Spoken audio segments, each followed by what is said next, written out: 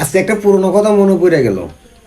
আপনাদের কি মনে আছে চিন্ময় প্রভুর কথা, যিনি বাংলাদেশের জাতীয় পতাকার উপরে ইয়েলো কালার পতাকা লাগানোর অপরাধে তাকে গ্রেপ্তার করা হয় পতাকা অপমানের অপরাধে?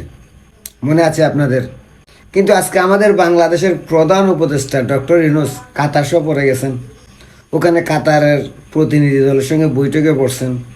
সেই বৈঠকে কাতারের যিনি প্রতিনিধি, ওনার পিছনে কাতারের জাতীয় পতাকা আছে।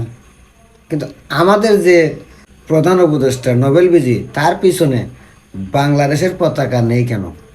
যেহেতু নিয়ম আছে যে এক দেশ আরেক দেশের সঙ্গে বৈঠক করলে, এক দেশ অন্য দেশের প্রতিনিধির সঙ্গে দেখা করলে বা বৈঠক করলে তাদের পিছনে তাদের দেশের জাতীয় পতাকা রাখতে হয়। এটা হচ্ছে দেশের সম্মান, যাতে বহির্বিশ্ব জানে যে এই লোকটা কোন দেশ থেকে এসেছে এবং তাদের জাতীয় পতাকা কী।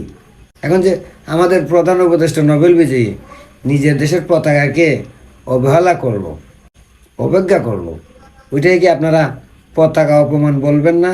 ওইটাই কি দেশকে অপমান করা বলবেন না? ওইটাই কি নিয়মভঙ্গ বলবেন না?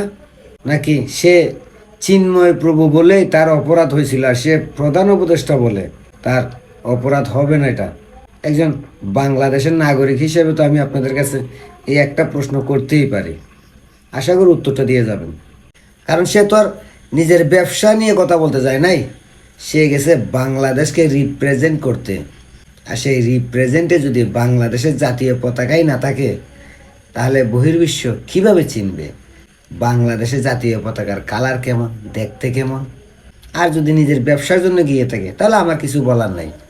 কিন্তু যদি দেশের প্রতিনিধি হিসাবে দেশকে রিপ্রেজেন্ট করার জন্য গিয়ে থাকে, তাহলে ভাই আমি এটার জন্য তীব্র প্রতিবাদ জানাই।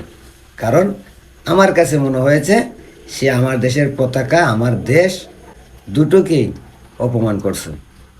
বাকিটা আপনাদের কাছে, আপনারাই ভালো বুঝেন।